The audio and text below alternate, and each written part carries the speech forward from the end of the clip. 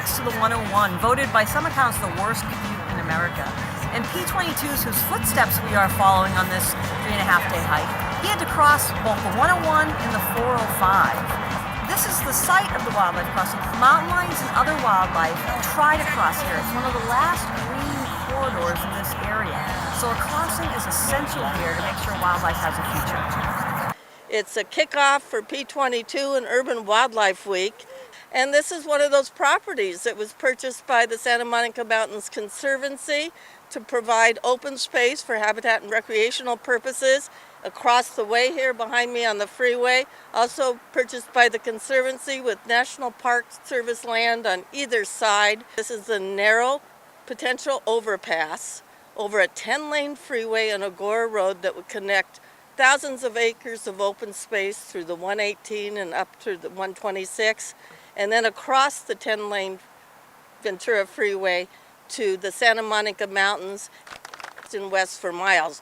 So I want to applaud National Wildlife Federation for coordinating this event. Applaud those of you who are hiking all 50 miles.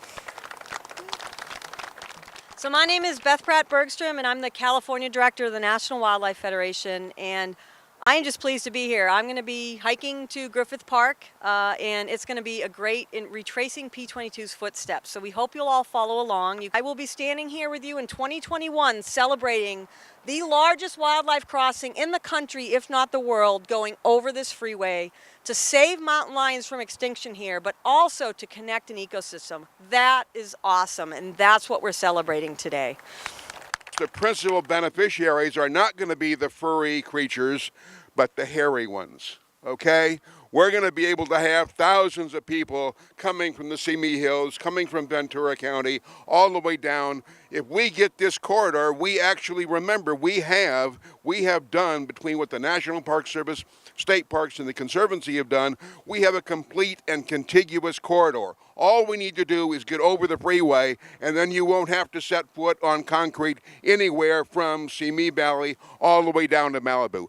That's the real objective. That's the real benefit to the people here. Now it's time for us to give back to that land and give back to those animals and build something that's going to help them survive. Otherwise, many of these species, including the mountain lions, will go extinct, and that's not what we want to happen. So I'm proud and happy to start this hike. It's a hike in commemoration of the fact that we live with the other creatures and animals, and we have to honor them and respect them. More than 50 years ago, the 101 freeway was completed, and it connected people in Los Angeles to people in Ventura County. But it also divided. It made an island out of the Santa Monica Mountains, an artificial island. One thing we know about artificial islands is that things start dying off, and the biggest things go first. I am the executive director of the Annenberg Foundation. It's wonderful to see everybody here today showing support for such a vital undertaking in our region's history of conservation and the protection, as we all know, of wildlife. Wallace Annenberg, who is the chairman of the Annenberg Foundation, has thought long and hard about issues like this. She has been a supporter of animal protection and welfare, wildlife preservation and protection, and then we have supported along the way zoos and aquariums. I'm pleased to announce this morning that the foundation will support the wildlife crossing at Liberty Canyon Road with a $1 million challenge grant.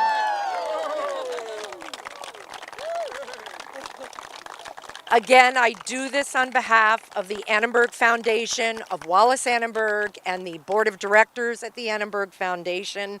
This challenge grant is actually directed to inspire action from other charitable givers who share the Foundation's commitment to welfare of wildlife. We feel it's very important. The breath of the sun, another sunrise, another moment to give our gratitude to nature, to Tukam, the mountain lion. Its journey through the urban sprawl and freeways, its challenges for water and food. We come together as a human family to protect this resource that teaches us how to have a relationship with our world. We have a creation story of a rainbow bridge, where we were promised an abundance of land and food for the future generations. This bridge for Tukam, for our mountain lions, so they too can have a promise of land and a future. When I proposed this idea to Jeff at first, he's like, "Are you serious?" Yes. And then he was he says it a lot with me, but then he's like, "Oh, I get a new collar. You can do whatever you want."